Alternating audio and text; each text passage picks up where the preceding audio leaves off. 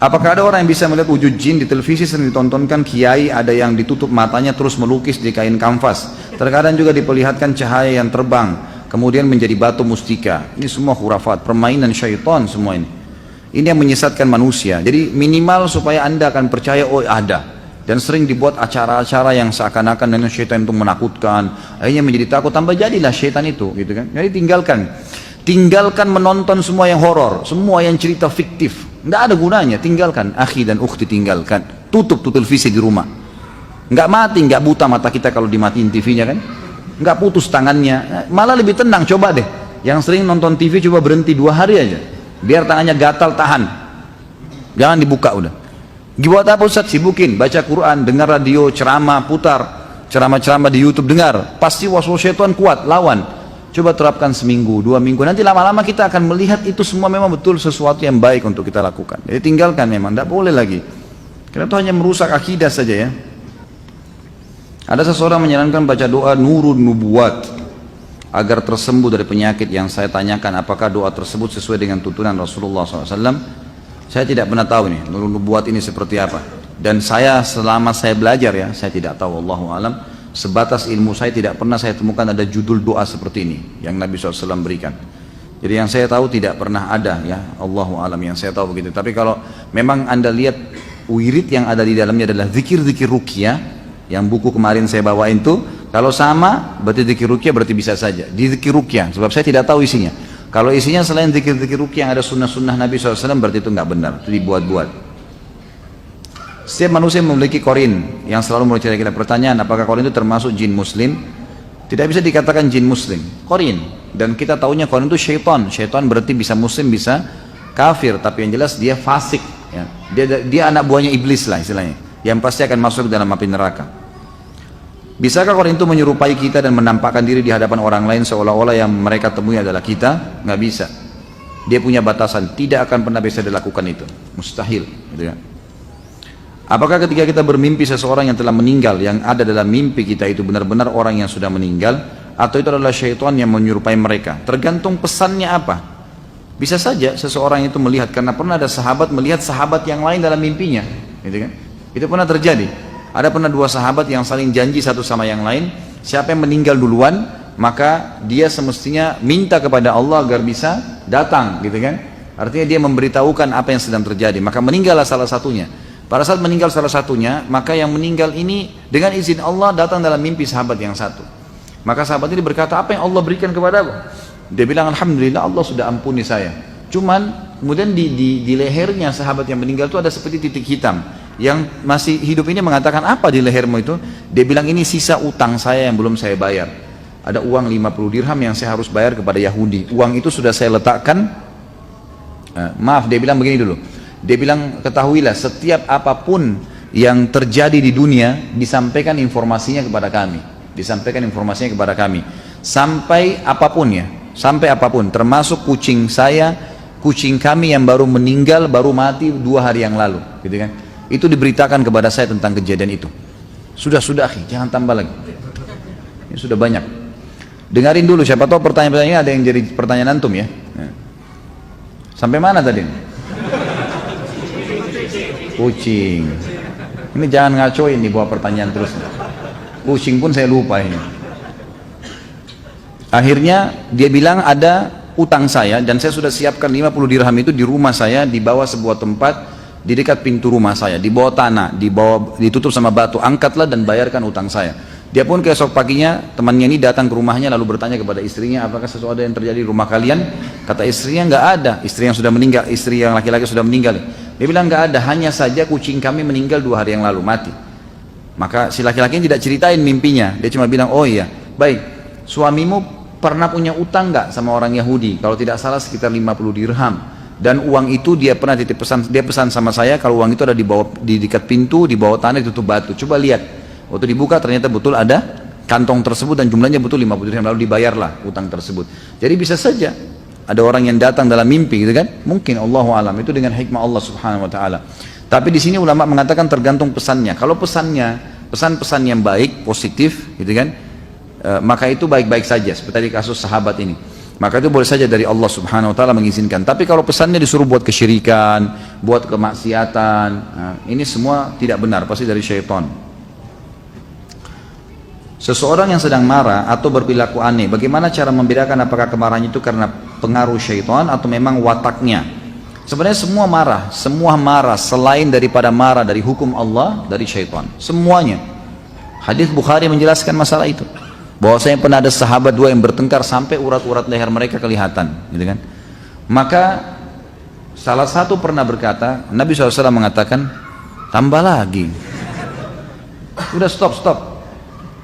Ini saya harus dia cambuk rupanya di sini. Jadi kalau ada yang datang saya cambuk tangannya. Habis saya sudah bilang stop dari tadi gitu. Jangan tersinggung akhi, bercanda. Walaupun saya serius ya.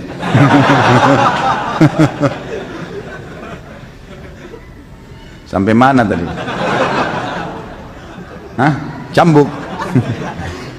Hah? Sampai mana tadi? Lupa?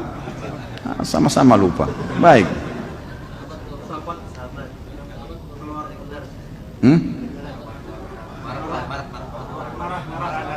Marah, kelihatan urat lehernya. Bagus, alhamdulillah, Allah ingatkan. Akhirnya Nabi SAW mengatakan, saya tahu kalimat yang kalau keduanya mengucapkan, maka pasti akan hilang dari mereka marah itu. Sahabat Nabi yang satu di sebelah Nabi mengatakan, ya Rasulullah, apa itu? Kata Nabi, kalau mereka membaca a'udzubillahi samil alim minasyaitonir rajim, ya saya menjauhkan berlindung kepada Allah dari syaitan yang Allah yang maha mendengar dari syaitan yang terkutuk, gitu kan, terajam. Maka dari hadis ini ulama mengatakan menandakan semua marah selain marah karena hukum Allah dari syaitan. Jadi nggak boleh. Watak pun itu dari syaitan. Syaitan memegang dia untuk itu. Saya pernah melihat cahaya kebiruan, bentuknya seperti pernah melintas di depan saya tepat saat maghrib. Menurut orang cahaya itu adalah santet. Sebenarnya cahaya itu apa Ustaz? Allahu a'lam. Saya nggak tahu cahaya apa itu. Tapi kalau lihat sesuatu yang membuat kita takut atau ragu, bacalah a'udzubillahi minasyaitonir rajim. Mungkin, Allahu a'lam, mungkin santet, mungkin apa. Tapi yang jelas, kalau tadi saya sudah sebutkan perlindungannya, kalau Anda jaga, insya Allah akan terlindungi.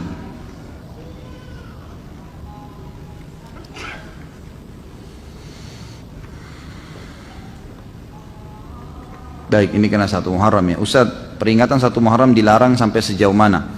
Jika 1 Muharram dijadikan momentum syiar Islam, apakah dilarang? Misal akan ada acara gebiar Muharram, lalu diadakan lomba-lomba seperti tahfidzul Quran, adzan, cerdas cermat, Quran dan seterusnya. Apakah tidak diperbolehkan? Syukran. Allahu a'lam, saya bukan mengatakan pendapat saya pribadi ya, bukan masalah pendapat saya pribadi, tapi memang kita harus kembali kepada pendapat umumnya ulama. Ulama-ulama yang saya pernah belajar dari tangan mereka, mereka mengatakan tidak pernah ada dicontohkan oleh Nabi SAW, padahal Nabi adalah Nabi, utusan Allah SWT. Begitu pula dengan para sahabat merayakan tahun baru Islam, tidak pernah ada itu, belum pernah mereka merayakan itu. Kalau kita mengemasnya, mengatakan ya karena alasan kaum muslimin adakan tahun baru Islam, kenapa? Karena orang Nasrani punya tahun baru Masehi kan, makanya kita juga tarik-tarik mencontohi kata Nabi SAW, man tasyabaha biqaumin fahuwa minhum. Siapa yang menyerupai satu kaum maka dia akan sama dengan mereka. Jadi kita karena merasa begitu, ada acara hari lahirnya Nabi Isa, kita juga buat acara lahirnya Nabi Muhammad SAW, ikut-ikuti mereka. Untuk apa? Untuk apa menambah-nambah nih? Kenapa kita harus merayakan 1 Muharram? Apa masalahnya? Apa urusannya gitu? Nggak ada hubungannya dengan syariat kita, gitu. Maaf, jangan tersinggung kalau saya membahasakan begini ya, karena kita kan di Indonesia setiap orang katanya punya hak untuk menyampaikan. Saya juga punya hak menyampaikan apa yang saya pelajari kan gitu. Sebagaimana ada orang yang sesat menyampaikan segala macam pendapat yang salah, kita cuma meminta dalil saja, kembali kepada kemurnian agama. Permasalahannya adalah belum pernah diriwayatkan Nabi SAW merayakan, kiai dan guru kita tidak pernah merayakan 1 Muharram dengan alasan apapun, lomba kuda kah, lomba manah kah, nggak pernah ada kan, nggak pernah ada sama sekali. Maka tidak perlu diadakan, karena kalau Anda buka itu nanti tahun depan rayakan lagi, nanti dari cerdas cermat pindah ke ini, pindah ke itu, nanti macam-macam terbumbu-bumbu hilang, ya kan? Terbumbu jadi macam-macam, jadi kemana-mana. Nabi SAW tidak pernah rayakan Isra dan Mi'raj. Memang Nabi nggak pernah rayain itu. Coba datangin riwayat deh, ada nggak pernah Nabi rayain Isra Mi'raj? Memang nggak pernah. Tapi kan itu momentumnya. Kita disuruh buat majelis ilmu, jelasin kepada kaum muslimin, bukan ditentukan tanggalnya lalu dirayakan, kan gitu. Jadi memang ini kita hanya mengajak kepada kemurnian syariat. Tapi kalau Anda menganggap ya sudahlah saya tetap mau lakukan, ya, itu hak Anda, silahkan. Anda mau lakukan silakan saja. Jangan salahin saya tapi, karena saya juga punya hak menyampaikan apa yang saya paham, gitu kan? Dan saya betul-betul bukan mengajari yang salah, cuma mengajak kepada kemurnian agama. Karena itu kalau dibiarkan saudaraku, maka akan banyak embel-embelnya nih, banyak bunganya. Agama kita jelas, terang, seperti matahari di siang hari, nggak butuh ditambahin, nggak butuh. Apa ini? Apa judul buku yang dimana bisa didapatkan? Oh tadi mungkin ya. Ini judulnya sudah saya lihatin tadi. Jangan takut syaitan dan membongkar praktek sihir dan perdukunan. Gitu ya. Kalau ada yang mau nanti, kalau salah ada beberapa yang saya bawa. Kalau tidak nanti bisa dicari toko buku mana saja. Terbitan Pustaka Tazkiyah. Apakah orang kafir juga bisa dilakukan ruqyah syariah? Bisa. Bisa, nggak masalah. Itu kan? Pernah kan sahabat meruqyah satu kepala suku yang kena bisa kan? Padahal mereka orang kafir lalu sembuh. Jadi nggak ada masalah. Apakah ketika membaca doa keluar rumah tidak diganggu syaitan, tapi ketika perjalanan bisa berbuat dosa juga? Bisa, maksudnya tidak diganggu oleh syaitan di sini, tidak dibuat keburukan buat dia. Tapi kalau dia mau berbuat dosa, apakah dia bisa berbuat dosa? Ini butuh rincian. Yang jelas Allah Subhanahu wa taala dengan doa itu akan menahan dia secara fitrahnya sebagai manusia. Seperti misalnya gini, kita coba berdoa kepada Allah, ya Allah, bangunkan saya malam hari. Ya itu. Bangun nggak nanti malam? Bangun, pasti kaget. Tinggal orang itu mau sholat atau tidak. Kalau ada orang tidur lagi, berarti kan dia sendiri yang langgar itu ya.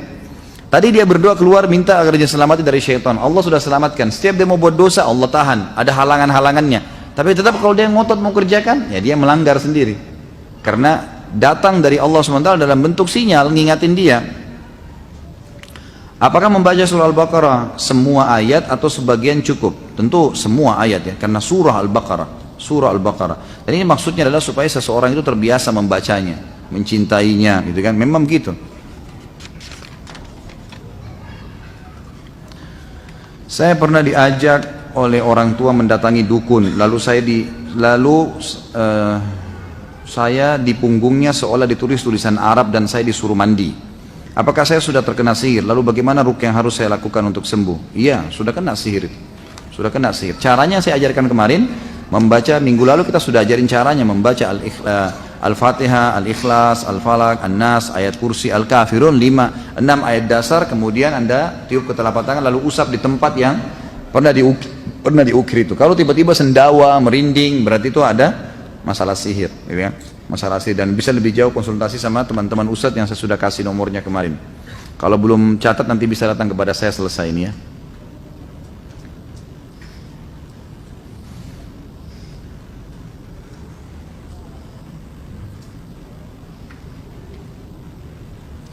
Apakah ini adalah perbuatan atau pengaruh syaitan jika ada saudara sekandung yang saling bermusuhan dalam waktu yang lama? Sesama saudara saling mempertahankan egonya masing-masing untuk saling bermusuhan. Bagaimana solusinya untuk menyadarkan satu sama yang lain karena permusuhan tersebut adalah dosa besar? Tentu dari syaitan. Syaitan itu seperti musuh tadi saya bilang. Jadi kalau dia bisa mendapatkan celah yang buruk dari kita atau celah kekurangan, misal leher saya bisa ditusuk sama dia. Dia bukan cuma cuil, tapi dia berusaha untuk tusuk semaksimal mungkin. Kalau mati ya mati. Artinya kalau rusak. Kalau enggak minimal kalau luka itu harus terus borok, harus terus luka. Jadi kalau kita terbiasa misalnya melakukan nonton gosip jam 8 pagi, maka syaitan buat itu indah supaya kita terus rutin kerjakan. Jadi lukanya borok terus, gitu kan? Sambil dia kerjakan amal soleh yang mungkin syaitan tidak bisa menggunanya di situ. Nah, jadi memang harus hati-hati.